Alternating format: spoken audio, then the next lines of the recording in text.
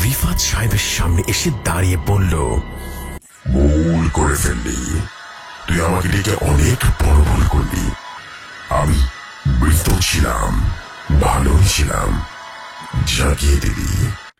রিফাত সাহেব থর থর করে কাঁপছে, ভয়ে তার শরীরের সমস্ত লোম দাঁড়িয়ে গেল। তিনি লক্ষ্য করলেন ধীরে ধীরে অবয়বটা আরো দানবীয় আকার ধারণ করল, আর খুব দ্রুত এসে রিফাত সাহেবের শরীরে প্রবেশ করে বলে উঠল, দুনিয়া।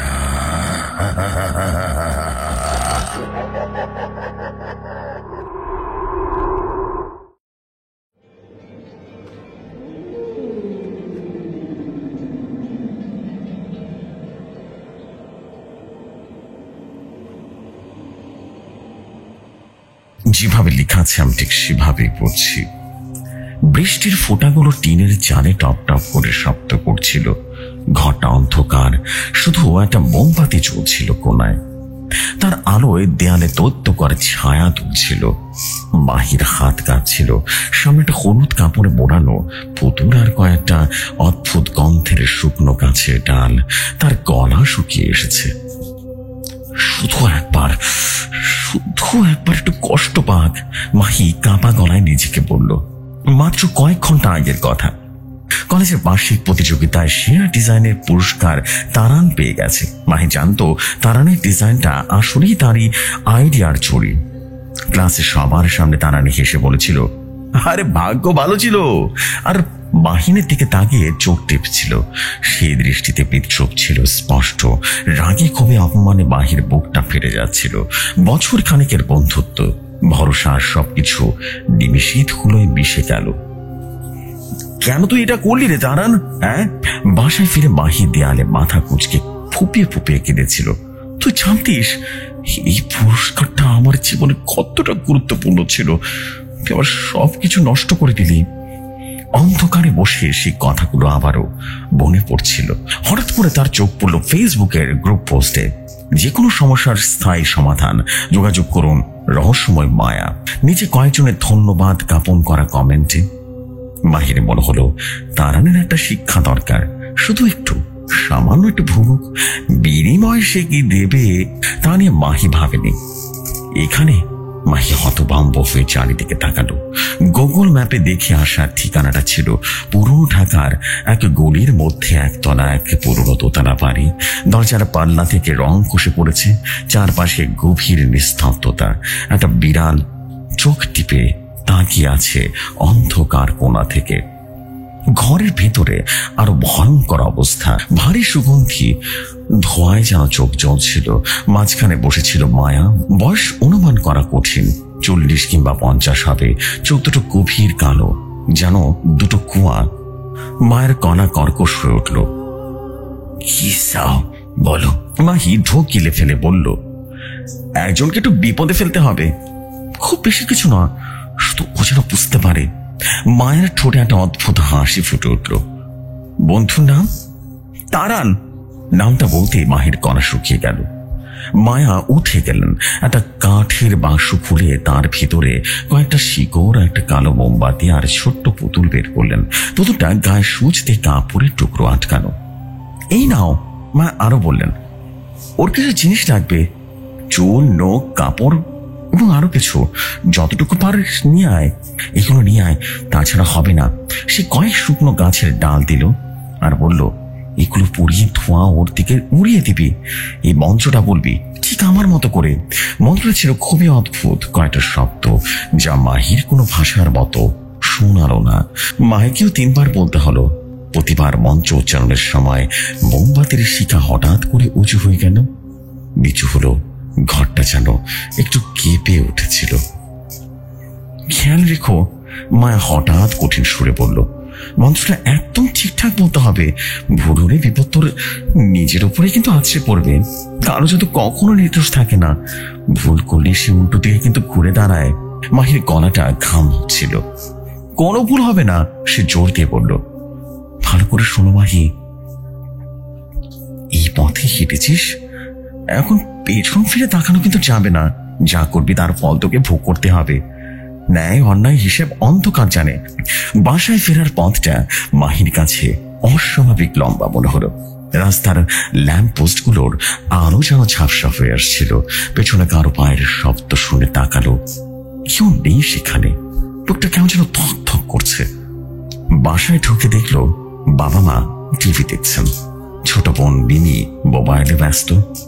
কোথায় ছিলি রে এত রাত্রিতে বলতো? মা চিন্তিত স্বরে জিজ্ঞেস করলেন। বন্ধুর বাসায় গিয়েছিলাম, ওই যে প্রজেক্টের কাজ ছিল। মাহি তাড়াতাড়ি করে বলে নিজের রুমের দরজাটা বন্ধ করে দিল। পকেট থেকে পুতুলটা বের করে টেবিলের উপরে রেখে দিল। ওর মনে হচ্ছিল পুতুলটার উপরের টুকরোটা মনে হয় নড়ছে। ঘুম আসছিল না। বারান্দা থেকে কে যেন হাঁটাহাঁটি করছে এমন শব্দ। মাহি উঠে দরজা খুলে তাকালো। বারান্দা খালি, শুধু বৃষ্টির শব্দ। ভুল করছে নাকি সে নিজেই নিজেকে প্রশ্ন করলো। পরদিন সকালে তারানের একটা মেসেজ এলো। হ্যালো মাহি, কালকে তোর কেমন লাগলো? ওটা নিয়ে পরে কথা বলবো নে। মাহির রাতটা আবারও উঁকে দিল। দেখে নেব, সে কুরকুর করে বলল। সিদ্ধান্ত নিলেও আজই সে তারানের রুম থেকে কিছু জিনিস জোগাড় করবে। তারানের বাসায় যেতে তার পা কাঁপছিল। তারান খোলামেলা স্বাগত জানালো। এসো ভাই, কফি খাবি? হ্যাঁ হ্যাঁ। মাহি নড়বড়ে হাসি দিল। তারানের শাওয়ার রুমে গিয়ে সে কাঁপতে কাঁপতে তার ব্যবহৃত টুথব্রাশ থেকে দুটো চুল আর ওয়াশ বেসিনে পড়ে থাকা একটা কাঁটা নখ তুলে পকেটে লুকালো। তারানের পেছনে দাঁড়িয়ে থাকতে তার গা শিউরে উঠেছিল। কি হ্যাঁ, আজকে তো এত চুপচাপ কেন? তারান ফিরে তাকালো। না না কিছু না, মাহি তাড়াতাড়ি বলল। কাল রাতে ঠিকঠাক মতো ঘুম হয়নি। বাসায় ফিরে মাহি সরাসরি নিজের রুমে ঢুকলো। পুতুলটা বের করে তার চুল আর নখ সুচ দিয়ে পুতুলের মাথার হাতে শক্ত করে গেঁথে দিল। মায়ার দেওয়া সেই শুকনো ডালগুলো একটা কাঁচের বাটিতে জড়ো করে মোমবাতিটা আগুন ধরালো। ধোঁয়া উঠতে শুরু করলো। এবার এবার হবে। মাহি গভীর শ্বাস নিয়ে মায়ার শেখানো সে ভয়ঙ্কর মন্ত্রটা আওড়াতে শুরু করলো। প্রথমবার ঠিকঠাক হলো, দ্বিতীয়বার বলতে গিয়ে হঠাৎ কে যেন দরজায় জোরে খা দিল। ঠক ঠক ঠক। মাহি থতমত খেয়ে গেল। মন্ত্রের মাঝখানের শব্দটা জিভে আটকে গেল। কি বলছিল মনে পড়ছে না। আতঙ্কে সে তৃতীয়বার মন্ত্রটা দ্রুত শেষ করে ফেললো। শেষ শব্দটা উচ্চারণ করার সাথে সাথে বাটিতে আগুন হঠাৎ করে উঁচু হয়ে উঠে ছাদ রীতিমতো ছুঁই ছুঁই করলো। তারপর নিভে গেল। ঘরে তীব্র পোড়া গন্ধে ছড়িয়ে পড়ল। দরজার আবারও কড়া নাড়া। মাহি, দরজাটা খোল। বাবার গলা। মাহি তড়িঘড়ি করে সব জিনিস টেবিলের ড্রয়ারের উপরে রীতিমতো দরজা খুললো। বাবার রাগে লাল হয়ে গেছে। কি জ্বালালি রুমে বলতো? পুরো বাসা তো ধোঁয়ায় পড়ে গেছে। পাগল নাকি তুই? না বাবা, ওই সিগারেট। মাহি মিথ্যে বলল। সিগারেট? বাবার চোখ আরো চওড়া হয়ে গেল। তুই সিগারেট খাস কবে থেকে? বাবা আজকে প্রথমবার। বাবা কিছুক্ষণ তাকিয়ে রইলেন, তারপর মাথা নেড়ে চলে গেলেন। বেশ বেশ, খুব ভালো। সেই রাত থেকে অদ্ভুত ঘটনা ঘটতে শুরু করলো। মাহির মা হঠাৎ করে প্রচন্ড মাথা ব্যথায় আক্রান্ত হলেন। এমন ব্যথা কখনো হয়নি। আরো সহ্য করতে পারছিলেন না। ডাক্তার কিছুই ধরতে পারলেন না। মা একটু ওষুধ খাও। মাহি গ্লাসে পানি এগিয়ে দিলেন। হাত কাঁপছিল। মা চোখ বন্ধ করে শুধু কাঁদছিলেন। ও মা, মা গো কি যন্ত্রণা, যেন মাথার ভেতরে হাতুড়ে পেটাচ্ছে। পরদিন বাবা অফিসে যাওয়ার সময় সিঁড়ি থেকে পা পিছলে পড়ে গেলেন। ভাগ্যক্রমে খুব বেশি আঘাত পাননি, কিন্তু হাঁটুটা ফুলে গেল। কি হলো? মাহি তাকে উঠিয়ে আনতে সাহায্য করেছিল। গলায় আটকে আসা কান্না চেপে রাখতে পারছিল না সে। আমিও জানি না। বাবা কুকড়ে বসেছিলেন। হঠাৎ পা পিছলে পড়ে গেল, যেন কেউ টেনে দিল। সবচেয়ে ভয়ঙ্কর ব্যাপারটা শুরু হলো মিমির সাথে। 12 বছরের বিবি হঠাৎ করে চিৎকার করে কাঁদতে শুরু করলো। সে বলল তার রুমে নাকি কেউ আছে। ওই কে আছে? মাহির বাবা টর্চ নিয়ে মিমির ঘর দেখলেন। কেউ নেই। ওই যে। বিবি বিছানায় শুয়ে বালিশ চেপে ধরে চোখ বন্ধ করে চিৎকার করলো। মাথার কাছে দাঁড়িয়ে আছে তো।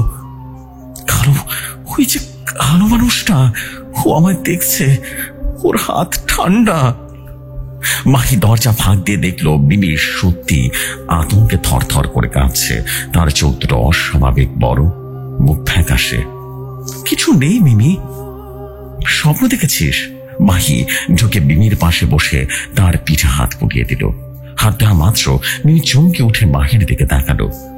তার চোখে সহজ ভয় নয়, গভীর আতঙ্ক। দূর হও, দূর হও। মিমি চিৎকার করে মাহির হাত সরিয়ে দিল। তুই ওদের সাথে আছিস, তোর হাতে ওদের ঠান্ডা লাগছে, দূর হ, দূর হ। মাহির শির তারা দিয়ে বরফ শীতল একটা স্রোত যেন নেমে গেল। সে তাড়াতাড়ি করে ঘর থেকে বেরিয়ে গেল। দরজার বাইরে দাঁড়িয়ে সে শুনতে পেল মিমি ফিসফিস করছে, ওই যে আবার এলো। জানালার পাশে দাঁড়িয়ে চোখ নেই, শুধু গর্ত। মাহি জানালার দিকে তাকালো। বাইরে গভীর অন্ধকার, জানালার কাছে শুধু তার নিজের প্রতিফলন। কিন্তু কয়েক সেকেন্ডের জন্য যেন আরেকটা ছায়া তার প্রতিবিম্বের পাশে দাঁড়িয়েছিল। চোখের জায়গায় শুধু অন্ধকার যেন যেতে থাকলো। বাড়ির অবস্থা আরো বেশি খারাপ হতে লাগলো। মায়ের মাথা ব্যথা কোমর বদলে বেরিয়ে গেছে। বাবা হাঁটু ফুলে লাল হয়ে গেছে, হাঁটতে পারছেন না। মিমি প্রায় রাতে রীতিমতো চিৎকার করে উঠে আর বলে তার ঘরে নাকি কেউ যেন আছে। শোয়ার সময় কেউ তার পা টেনে ধরলো, গলায় শ্বাস আটকে দেওয়ার শব্দ করলো। আর স্কুলে যাওয়া বন্ধ হয়ে গেছে তার। মাহি নিজেও ভেঙে পড়েছে। সে রাতে ঘুমাতে পারে না। দরজার আড়ালে, জানালার বাইরে, আয়নায় ঝোলানো কাপড়ের পেছনে সবই যেন কারো উপস্থিতির অনুভূতি। কান পাতলেই শোনা যায় কেউ যেন তার নাম ধরে ফিসফিস করছে, মাহি। সে তারানের কথা ভুলেই গেছে। ফেসবুকে তারানের সেই স্টেটাসে চোখে পড়লো, জীবনে এত ভালো কখনো ছিলাম না। নতুন প্রজেক্টে বড় সুযোগ পেলাম, ধন্যবাদ সবাই। সঙ্গে হাসি মুখের একটা সেলফি। মাহির চোখে অন্ধকার নেমে এলো। তারা সুখী, উন্নতি করছে। আর তার পরিবার তারানকে শাস্তি দিতে গিয়ে নিজের পরিবারকে ধ্বংস করে দিচ্ছে। মায়ের কথা মনে পড়ল, ভুল করলেই সে উল্টো দিকে ঘুরে দাঁড়ায়। সে মঞ্চটা ভুল বলছিল। দ্বিতীয়বার মঞ্চের মাঝখানে দরজায় কড়া শব্দে থেমে গেল। অপার আত্মগ্লানি আর ভয়ে মাহি কুঁকড়ে গেল এবং ড্রয়ারে খুলে সে পুতুলটা বের করলো। পুতুলটার অবস্থান দেখে তার রক্ত হিম হয়ে গেল এবং পুতুলের গায়ে তারানের চুল, নখের বদলে সেটা দেওয়া হয়েছিল নিজের ছোটবেলার একটা ছবি। ছবিটা কেটে নেওয়া হয়েছে এবং পুতুলের মুখের জায়গায় আটকানো। পুতুলের গায়ে কালো কালো দাগ যেন পুড়ে গেছে। না, এইটা কি? মাহি পুতুলটা ফেলে দিয়ে পিছিয়ে গেল। সে রাতে ভয়ঙ্কর ঝড় বৃষ্টি হলো। তো চলে গেছে। পুরো বাড়িটা মোমবাতি আর হারিকেনের লণ্ঠনের আলোয় ভাসছিল। মায়ের বুকের ব্যথা যেন বেড়ে গেছে, তুঙ্গে উঠে গেছে। আমার আর্তনাদ হাঁটুর ব্যথায়। মাহির মায়ের কোলে শুয়ে কাঁদছে, আমায় মারবে মা, ও আমাকে মেরে ফেলবে, এভাবেই চিৎকার করছিল। হঠাৎ করে জানালার কাঁচ জোরে ধাক্কা লাগলো। ঠান করে শব্দ হলো। সবাই চমকে উঠলো। মাহি হারিকেনের লণ্ঠনটা উঁচু করে জানালার দিকে এগিয়ে গেল। বাইরে তাকিয়ে সে জমে গেল। জানালার কাছে জলের স্রোতে মাখামাখি কিন্তু স্পষ্ট দেখা যাচ্ছে একটা হাতের ছাপ। কাদা মাখা বিশাল আকৃতির একটা হাতের ছাপ, যেন কেউ ভেতরে ঢুকতে চেয়ে জোরে ধাক্কা দিয়েছে। ও মা গো! মাহির মা রীতিমতো চিৎকার করে উঠলেন। মাহি পিছিয়ে এলেন আর তার হাত দুটো রীতিমতো পা ঠান্ডা। হারিকেনের আলোয় জানালার কাছে শুধুমাত্র সেই হাতের ছাপই নয়, কাছের ওপারে অন্ধকারে দুটো আলোহীন চোখ যেন তাকিয়ে তাদেরকে দেখছে সরাসরি তার দিকে। কি হচ্ছে এখানে? বুঝতে পারলাম না তো। মাহি কিছু বলার আগে ভয়ঙ্কর শব্দে বাথরুমের দরজাটা ভেতর থেকে ধাক্কা দিয়ে খুলে গেল। মাহি তাকাতেই দেখলো বাথরুমের আয়নায় একটা স্পষ্ট আলো ছায়া দ্রুত উধাও হয়ে গেল। মিমি আরো জোরে চিৎকার করতে শুরু করলো আর বলল, ওরা এসে গেছে, ওরা সবাই এসে গেছে, আমাদেরকে মেরে ফেলবে। মাহি দরজার দিকে দৌড়ে গেল, টানা বন্ধ করে দিল। পেট দিয়ে দরজা চেপে ধরে নিচে বসে পড়লো। তার কান্না আর মিমির আর্তনাদ পুরো বাড়িটা কেঁপে উঠলো। বাহিরে বৃষ্টি আর বজ্রপাতের শব্দে প্রকৃতি যেন নিজেই নিজে চিৎকার করছে। সেই ভয়ঙ্কর রাত পার করে সকালে মাহি এক সিদ্ধান্ত নিল, মায়ের কাছে ফিরতেই হবে। ওই ভুলের মঞ্চের প্রভাব থামানো উপায় জানতে হবে, নইলে তার পরিবারের সবাই মারা যাবে। পুরনো ঢাকার সেই গলিতে আবারও দাঁড়িয়ে আছে মাহি এবং মাহির হৃদস্পন্দন প্রায় থেমে যাওয়ার মতো অবস্থা। বাড়িটার দরজা একেবারেই খোলা। এবার ভেতরে ঢুকতেই গ্লাস ভাঙার শব্দ হলো। মায়া দরজার সামনে দাঁড়িয়ে, বুকে তীব্র ক্রোধ। তুই ভুল করেছিস, বলেছিলাম না ভুল মন্ত্র কিন্তু প্রাণ নিয়ে ফেলবে। দিদি সাহায্য করুন। মাহি কাঁপতে কাঁপতে মায়ার পায়ে লুটিয়ে পড়ল। আমার বাড়িতে সবাই মরে যাবে দিদি, সবাই মরে যাবে, আমার বোন, আমার মা বাবা, দয়া করে। মায়া কিছুক্ষণ নীরবে তাকিয়ে রইল, তারপর গভীর এক দীর্ঘশ্বাস ফেলে বলল, উপায় আছে, কিন্তু দাম কিন্তু অনেক বেশি দিতে হবে। যত লাগবে সব দেব, যাতে সব দিয়ে দিব। মাহি তাড়াতাড়ি বলে উঠল, টাকা পয়সা নয়। মাহি ধীরে ধীরে বলল, যার উপরে জাদুটা চালাতে চেয়েছিল সেই তারান, তাকেই বলতে হবে জাদু ভাঙার অনুমতি, তাকে সত্যিটা বলতে হবে, তার কাছে ক্ষমা চাইতে হবে। মাহি হতভম্ব, কিন্তু সে তো জানেই না কিছু, সে তো বিশ্বাস করবে না। তাকে বিশ্বাস করাতে হবে। মায়ের চোখ দুটো জ্বলছিল, নইলে তোর পরিবারে কেউ বাঁচবে না। জাদুর শিকল ভাঙতে হলে যে শিকল দিয়ে বেঁধেছি সেই শিকল কাটতে হবে, কারণ আমি চালান করেছি ইফরিত। ইফরিতকে থামানো তো সহজ নয়, তোর হাতে সময় খুব কম। মাহি বাসায় ফিরে আসার পথে নিজেকে অসহায় মনে হচ্ছিল। তারানকে সব বলবে, তারান তাকে পাগল ভাববে, হয়তো সবাইকে বলবে, কিন্তু বিকল্পই বা কি? বাবা শয্যাশায়ী, মা শুধু কাঁদছেন। মিমির চোখে এখন ভয়ের বদলে একটা অদ্ভুত ফাঁকা ভাব এসে গেছে। সে কথা বলছে না, শুধু দেয়ালের দিকে তাকিয়ে থাকছে। মাহি তারানকে ফোন করলো, গলায় জোর দিয়ে বলল, তারান, খুব জরুরি কথা আছে, একবার দেখা করতে হবে আজই। তারান প্রথমে তাল বাহানা করলো, শেষে রাজি হলো। দুপুরে ক্যাফেতে দেখা হবে। ক্যাফেতে বসে মাহির গলাটা ঘামছিল।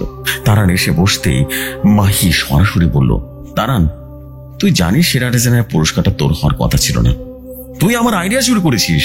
তারান অবাক হয়ে তাকালো, তারপরে হেসে উঠলো, কি বলছিস রে, নিজের ব্যর্থতা রাখতে এত বড় অভিযোগ? তুই জানিস সেটা সত্য। মাহির চোখে পানি জমে এলো। আমি আমি এর জন্য কালো জাদু করেছি তোর উপরে। তার হাসি থামিয়ে গম্ভীর ভাবে তাকাল আর বলল, কি জাদু?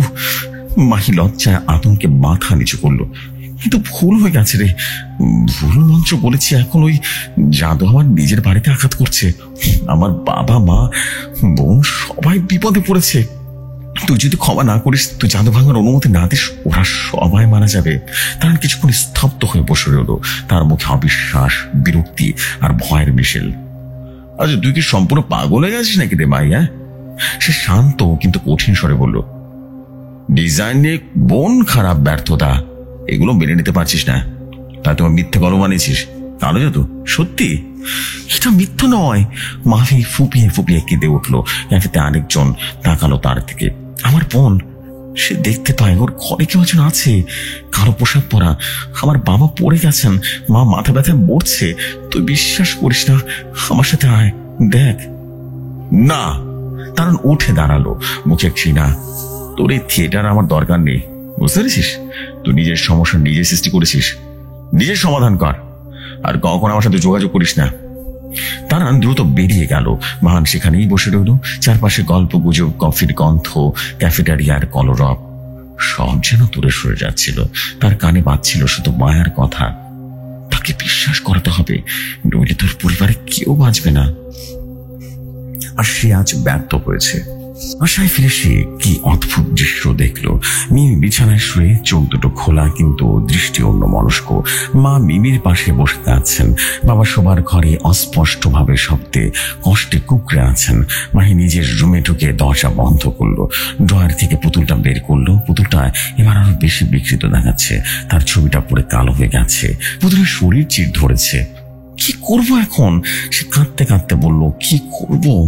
হঠাৎ তার মোবাইলটা বেজে উঠলো। অচেনা একটা নাম্বার। মাহি কাঁদতে কাঁদতে রিসিভ করলো। লাইনের ওপার থেকে মায়ার কর্কশ কণ্ঠ, সতর্ক হও মাহি, শেষ সতর্ক বার্তা। তোর ভুলের শিকার যে শক্তি জাগ্রত করেছিস, সে আজ রাতে পূর্ণ শক্তি পাবে। সে খুঁজবে প্রাণ, তোর পরিবারে কারো না কারো প্রাণ আজ রাতের ভেতরে নেবে। হট করে কলটা কেটে গেল। মাহির হাত থেকে মোবাইলটা পড়ে গেল। জানালার দিকে তাকালো সে। দিনের আলো নিভে আসছে, অন্ধকার নামছে। আর মাত্র কয়েক ঘন্টা। মায়ের ফোন কলের পরে জানালার দিকে তাকিয়ে রইল। সন্ধ্যা নেমে আসছিল। অন্ধকার পাতলা চাদরের মতো শহরটাকে ঢেকে দিচ্ছিল। বাইরে ল্যাম্প পোস্টের ল্যাম্প স্ট্রিট জ্বলে উঠল। হলুদ আলোয় বৃষ্টি ভেজা রাস্তা ঝলমল করছিল, কিন্তু মাহির চোখে সে আলো যেন ম্লান হয়ে গেল। আজ রাতে কারো না কারো প্রাণ, কথাগুলো যেন হাতুড়ের মতো তার গায়ে দিচ্ছিল। রান্নাঘর থেকে মায়ের কান্নার শব্দ শুনতে পেল। মাহি সেখানে গিয়ে দেখলো মা চুলোয় ভাতের হাঁড়ি নামাচ্ছেন, কিন্তু হাত তার কাঁপছে। ভাতের কিছুটা মেঝেতে পড়ে গেল। মা আমি করব। মাহি তাড়াতাড়ি এগিয়ে গেল। মা পেছনে হটে দেয়ালে হেলান দিলেন এবং চোখ দুটো রীতিমতো লাল, মুখে অসহ্য যন্ত্রণার ছাপ। মাহি, আমার মাথাটা আজকে যেন ফেটে যাবে। আর মিমি? মিমির কথা শুনে মাহির বুকটা ধক করে উঠল। সে ছুটে মিমির রুমে গেল। দরজাটা খুলতে শিউরে উঠল। মিমি বিছানায় শুয়ে আছে, চোখ দুটো অবচেতন হয়ে খোলা, দৃষ্টি ফাঁকা, যেন কোনো দূরের জগতে হারিয়ে গেছে। তার ঠোঁট নড়ছে কিন্তু কোনো শব্দ হচ্ছে না। মিমি! মাহি আস্তে আস্তে করে তার পাশে বসে হাত বুলিয়ে দিল। স্পর্শ পাওয়া মাত্র মিমি ভয়ঙ্কর ভাবে চমকে উঠলেন, গলা ফাটিয়ে চিৎকার করে উঠল, ও এলো, দূর হও, দূর হও। সে যেন পাগলের মতো বিছানা থেকে লাফিয়ে ঘরের কোনায় কুকড়ে বসে হাত দিয়ে মাথা ঢাকলো। কই মিমি? কেউ তো নেই। মাহি কাঁদতে কাঁদতে বলল। মিমি আঙ্গুল দিয়ে মাহির পেছনের দিকে ইশারা করলো, চোখে প্রাণঘাতী ভয়। ও যে দাঁড়িয়ে আছে, কালো মানুষটা, ওর হাত কি ভয়ঙ্কর দেখতে। মাহি রক্তহীন হয়ে গেল। সে নিজের ডান হাতের আংটিটা দিকে বারবার তাকালো।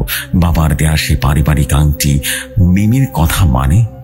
একটা অদৃশ্য সত্তা তার সাদৃশ্য দিচ্ছে। মিমি শোনো। মাহি মিমির কাঁধে হাত রাখতেই মিমি আরো চিৎকার করে উঠল, ছুঁয়ো না, তোর হাত অনেক ঠান্ডা, ওদের মতো ঠান্ডা। তুই ওদের বনেতে, তুই ওদের তলে আছিস।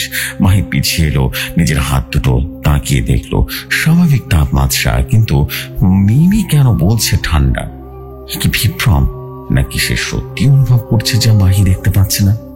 রাত গভীর হতে শুরু করলো। ঘড়িতে রাত 9টা বাজলো। মাহি লিভিং রুমের দরজার পিঠ দিয়ে বসে আছে, এক হাতে লাঠি, মনে হচ্ছে পাগল। বাবা ব্যথায় শয্যাশায়ী, মা মাথা ব্যথায় ওষুধ খেয়ে ঘুমানোর চেষ্টা করছেন। মিমি আবারও ফাঁকা দৃষ্টিতে জানালার দিকে তাকিয়ে হঠাৎ বাথরুম থেকে পানির কল খোলার আওয়াজ হলো। শ শ করে শব্দটা হলো। কেউ কল খুলে যায়নি। মাহি লাঠি নিয়ে এগিয়ে গেল বাথরুমের দরজাটার সামনে। ভেতর থেকে শুধু পানির শব্দ নয়, কারো ফিসফিসানির শব্দ শোনা যাচ্ছে। মাহির পা জমে গেল। সে দরজার হাতলে হাত দিতেই ভেতর থেকে জোরে ধাক্কা। দরজাটা কেঁপে উঠল। মাহি পিছিয়ে গেল।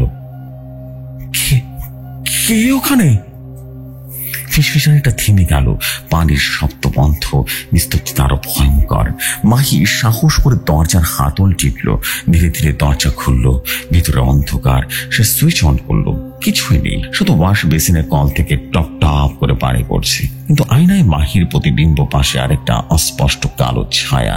চোখ নেই, শুধু গর্ত। মাহি তাকাতেই সেটাও উধাও হয়ে গেল।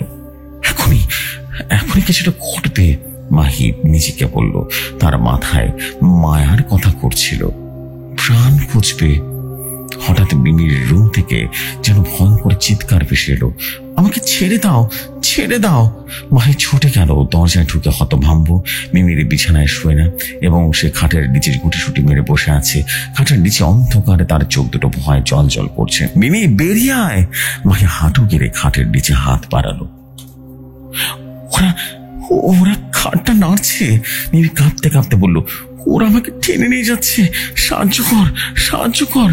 মায়ের ঝুঁকে খাটের নিচে তাকাতেই গা শিউরে উঠল। অন্ধকারে শুধু মিমি নয়, খাটের পায়ের সাথে লাগানো আরো কয়েকটা পায়ের মতো কালো ছায়া, যেন কেউ সামনে দাঁড়িয়ে। বের হয়ে আয়। মায়ের চিৎকার করে মিমির হাতটা টেনে ধরল।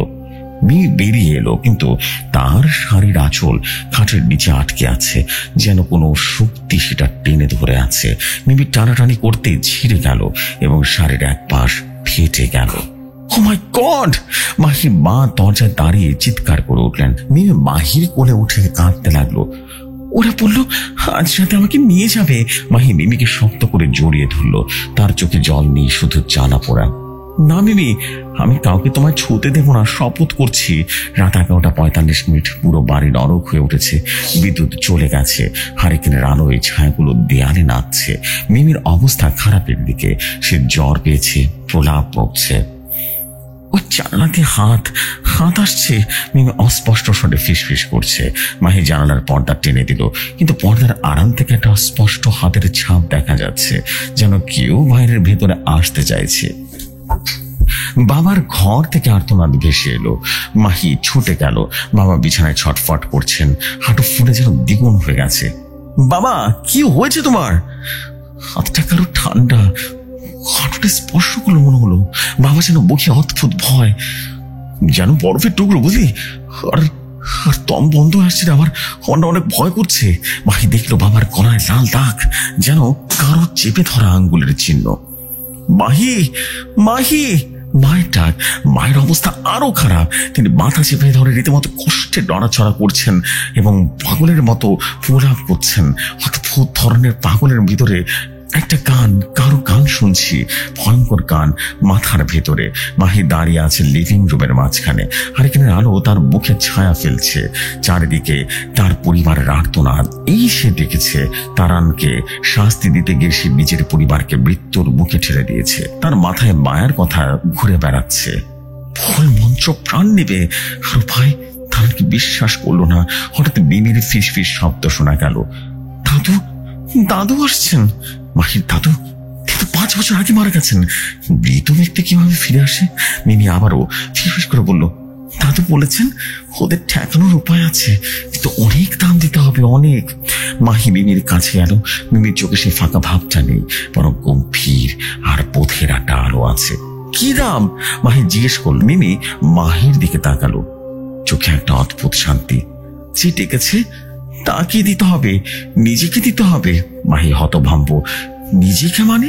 মিমি আস্তে আস্তে মাহির হাত ধরে বলল, দাদু বললেন কি অন্ধকার শক্তি তোর রাগ, তোর ঈর্ষা থেকে খাবার পেয়েছে, তোকে খাওয়াতে হবে, কিন্তু তোর পরিবারের কারো রক্ত নয়, তোর নিজের আত্মাকে বলি দিতে হবে। মাহি স্তব্ধ। বিবি কি সত্যি তার দাদার আত্মার সাথে যোগাযোগ করছে, নাকি এটা তার জ্বরের পরে সে পাগলের মতো প্রলাপ করছে? কিন্তু কয়েকদিন সবকিছু তার প্রলাপ নয়। মাহি জিজ্ঞেস করলেন, কি কি করতে হবে? তোর রাগ, তোর ঈর্ষা সব ছেড়ে দিতে হবে। মিমি কণ্ঠে অদ্ভুত এক দৃঢ়তা। এবং ক্ষমা চাইতে হবে, শুধু তারানকে নয়, সবার কাছে। আর নিজেকে উৎসর্গ করতে হবে। উৎসর্গ? মাহির গলা শুকনো। ওরা তোমায় চায়। মিমি জানালার দিকে তাকালো, যেখানে কারোর ছাপ এখন স্পষ্ট। তোমায় নিয়ে গেলেই ওরা আমাদেরকে ছেড়ে দেবে। মাহি যেন হতভম্ব হয়ে গেল। নিজেকে উৎসর্গ মানে মৃত্যু? কিন্তু মিমির আর্তনাদ, মায়ের মাথা ব্যথার কান্না, বাবার ব্যথার আর্তনাদ, এই শব্দগুলো তাকে যেন বিদ্ধ করলো। এটা তারই করা ভয়ঙ্কর কালো জাদুর ফলাফল। তারানকে শাস্তি দিতে গিয়ে তার নিজের পরিবারকে শাস্তি দিয়েছে। ঠিক আছে, মিমির হাত ধরে চেপে ধরে বলল, বড় কি করতে হবে? রাত 11:55। মাহি তার রুমে ড্রয়ার থেকে কালো জাদুর পুতুলটা বের করলো। পুতুলটা এখন ভয়ঙ্কর দেখাচ্ছে। তার ছবিটা পুরোপুরি পুড়ে গেছে। পুতুলের গায়ে গভীর ফাটল, যেন ভেতর থেকে কিছুটা বের হতে চাইছে। মিমির নির্দেশ অনুযায়ী সে সাদা কাগজে লিখল, আমি মাহি, স্বীকার করছি আমি ভুল করেছি। আমার রাগ, আমার হিংসা আর কালো জাদু ব্যবহারের জন্য আমি অনুতপ্ত। আমি আমাদের পরিবারের সকলের কাছে ক্ষমা চাইছি। আমি আমার শাস্তিটা মেনে নিচ্ছি। আমি আমার আত্মাকে উৎসর্গ করছি। আমার পরিবারকে রেহাই দিন। তারপর সেই পুতুলটা আর কাগজটা একটা ছোট্ট কাঠের বাক্সে রেখে দিল। মায়ার দেওয়া সেই শুকনো গাছের ডালে শেষ টুকরোটাও রেখে দিল। মেয়ে বলেছিল এটা বন্ধন ছিন্ন করার প্রতীক। হারিকেনের সামনে বসে সে পুতুলের দিকে তাকালো। আমি স্বীকার করছি, সেই ফিসফিস করে বলল, আমার রাগ, আমার ঈর্ষা, এগুলোই আমাকে অধপতনের জন্য ডেকে এনেছে। আমার পরিবারকে ছেড়ে দাও, আমাকে নিয়ে নাও। জানালার বাইরে বাতাস হু হু করে শব্দ হলো। তাপমাত্রা হঠাৎ করে নেমে গেল। হারিকেনের শিখা নীল হয়ে উঠল। মাহি বাক্সটা ধরে লিভিং রুমে এলো। মা, বাবা, বিমি সেখানে ছিল। সবাই যেন ভয় থর থর করে কাঁপছে। মা, বাবা! মাহি তাদের পায়ের ধরে রীতিমতো মাথা নিচু করে বলল, আমি ক্ষমা চাই, সব আমার দোষ। আমি এই অন্ধকার ডেকে এনেছি, আমি কালো জাদু ডেকে এনেছি। মা অবাক হয়ে জিজ্ঞেস করলো, কি বলছিস মাহি? কালো জাদু? সত্যি বলছি। মায়ের চোখ দিয়ে রীতিমতো পানি গড়িয়ে পড়লো। তারানের উপর আমি কালো জাদু করেছিলাম, কিন্তু ভুল মন্ত্র বলার কারণে ও ফিরে এসেছে আমার উপরে। বাবা হতভম্ব হয়ে তাকালেন। তুই কালো জাদু, কুফরি কালাম? হ্যাঁ বাবা। মাথা নিচু করলো। এখন থেকে এটার মুক্তির একটাই উপায়, আমায় চলে যেতে হবে। মা চিৎকার করে বললেন, কোথায়? মাহি উত্তর দিল না। বাক্সটা বেশের মাঝখানে রেখে দিল। মিমির দিকে তাকালো। মিমি মাথা নেড়ে জানালো সময় এসেছে। ঘড়িতে ঠিক রাত 12টা বাজলো। ঢিং ঢিং ঢিং করে আওয়াজ হলো। বাজা শেষ হতেই ভয়ঙ্কর শব্দে বাথরুমের দরজাটা নিচ থেকে খুলে গেল। জানালার কাছে জোরে ধাক্কা হলো। টান করে একটা শব্দ হলো। হারিকেনের আলো যেন নিভে গেল আর অন্ধকার নেমে এলো। মিমি চিৎকার করে উঠল আর অন্ধকারে মাহি অনুভব করলো কেউ যেন তাকে স্পর্শ করলো। বরফের মতো ঠান্ডা। সে চিৎকার করতে চাইলো কিন্তু গলা শুকিয়ে গেল। মাহি! মায়ের আর্তনাদ চিৎকার যেন আরো ঘনীভূত হলো। মাহি অনুভব করলো তাকে টেনে নিয়ে যাওয়া হচ্ছে। অদৃশ্য শক্ত হাত তার হাত পা বেঁধে ফেলেছে। সে বাক্সের দিকে এগিয়ে গেল। বাক্সটা এখন আলো ছড়াচ্ছে। ভেতর থেকে বিষাক্ত সবুজ আলো। ক্ষমা চাইছি, মাহি শেষ শক্তিটা দিয়ে বলল। আমায় নিয়ে যাও, ওদের ছেড়ে দাও। বাক্সের সবুজ আলো হঠাৎ করে তীব্র হয়ে উঠল। পুরো ঘরটা গ্রাস হলো। মাহি চোখ দুটো ধাঁধিয়ে গেল। শুধু শুনতে পেল মিমির শেষ কথাটা, দাদু ধন্যবাদ। তারপর সবকিছুই নিস্তব্ধতা। সবুজ আলো মিলিয়ে গেল। হারিকেনের আলো আস্তে আস্তে জ্বলে উঠল আর মা চারদিকে তাকালেন। মাহি, মাহি, মাহি! মাহি নেই, শুধু মেঝেতে পড়ে আছে ছোট্ট কাঠের বাক্সটা খোলা অবস্থায়। ভেতরে পড়া পুতুলের ছাই আর সাদা কাগজের টুকরো। মাহি গেল কোথায়? বাবা যেন আতঙ্কিত হয়ে গেলেন। মিমি ধীরে ধীরে উঠে বসলো। তার চোখে কোনো ভয় নেই, শুধু গভীর শান্তি। সে বাক্সের দিকে তাকালো। দাদা গেছেন? মিমি ফিসফিস করে বলল, আমাদের বাঁচাতে গেছে। কি বলছিস মিমি? মা মিমিকে জড়িয়ে ধরলেন। ওদের নিয়ম, একটা প্রাণ নিবেই। দাদা নিজে দিয়েছে। হঠাৎ করে মা টের পেলেন তার মাথা ব্যথা উধাও। বাবা বিছানায় দৌড়লেন। আমার তো হাঁটু ব্যথাটা নেই, শরীরও কেমন যেন হালকা লাগছে। মিমি জানালার দিকে তাকালো। বাইরেও এখন শুধু নিস্তব্ধতা। কালো রাত, কালো হাতের ছাপ যেন মুছে গেছে। ওরা চলে গেছে, মিমি বলল দাদার বিনিময়ে। পরের দিন সকালের কথা। রোদ উঠেছে, বৃষ্টি ধুয়ে দিয়েছে সবকিছু। বাড়িটা অনেক দিন পরে শান্ত মনে হচ্ছে। মায়ের মাথা ব্যথা আর ফিরে আসেনি। বাবার হাঁটুও প্রায় স্বাভাবিক। মিমি স্কুলের ইউনিফর্ম পরে একদম প্রস্তুত, কিন্তু মাহি কোথাও নেই। মা চা বানাচ্ছেন, চোখ লাল। সব দোষ আমার। তিনি কাঁদছেন। ওর মনটা খারাপের কথা টেরই পাইনি আমি। মিমির মায়ের পাশে এসে দাঁড়ালো। মা, দাদা আমাদেরকে বাঁচিয়েছেন, ওর আত্মা এখন শান্তি পাবে। হঠাৎ মিমির ফোন বেজে উঠল। এটা অজানা নাম্বার থেকে। মিমি ফোনটা রিসিভ করলো। হ্যালো মিমি, আমি তারান দিদি। ফোনে তারানের কণ্ঠস্বরটা ভাঙা, কাঁপুনি ভরা। মাহির খবর কি? কেন? মিমি শান্ত স্বরে জিজ্ঞেস করলো। আমি গত রাতে স্বপ্নে দেখলাম তারান কাঁদছিল। মাহি এসে বললো সে ক্ষমা চায়, কালো জাদুর কথা বললো আর বললো সে ভুল করেছে আর সে চলে গেছে। সত্যি বলো তো মিমি, মাহি কোথায়? মিমি জানালার দিকে তাকালো। বাইরের সূর্যলোক ঝিলমিল করছে। হ্যাঁ, মিমি ফিসফিস করে বলল, দাদা চলে গেছে আমাদেরকে বাঁচাতে। তুমি ক্ষমা করে দিও ওকে। ফোনের ওপার থেকে নিঃশ্বাসের শব্দ ভেসে এলো, তারপর কান্না। আমি ক্ষমা করে দিলাম মিমি, সত্যি ক্ষমা করলাম। মিমি ফোনটা রাখলো, মায়ের দিকে তাকালো। মা কাঁদছেন, কিন্তু মুখে একটা শান্তির রেখা। ও ক্ষমা চেয়েছে, মেয়ে বলল। আর মায়া দিদি বলেছিল যে শিকল দিয়ে বাঁধা সে শিকলটাকে কাটতে হবে। বাইরে একটা পাখি ডাকলো। মিমি স্কুল ব্যাগ কাঁধে নিল। মায়ের অনুপস্থিতির ব্যথা তীব্র হলো, কিন্তু একই সাথে একটা গভীর উপলব্ধি।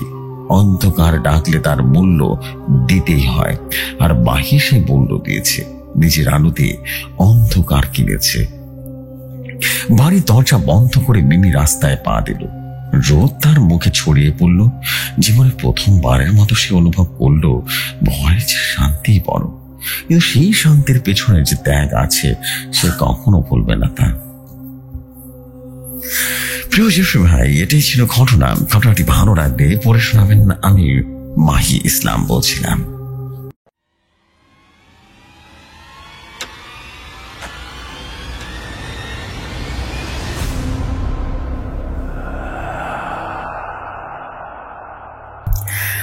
ওয়াও ওয়াও, অনেকদিন পর একটা স্টোরি পড়ে আসলে শিখতে পারলাম কিছু, মনে হলো যেন বুঝতে পারলাম যে আসলে মানে একটা লোভ বা হিংসার কত বড় একটা বিষয় আছে এই ঘটনার ভিতরে। সত্যি যেন মনে হচ্ছিল ঘটনাটা আমার চোখের সামনে ঘটছে, এতটাই সুন্দর ছিল ঘটনাটা। ওয়াও, আমার কাছে তো মনে হচ্ছে এই ক্লাস একটা স্টোরি ছিল।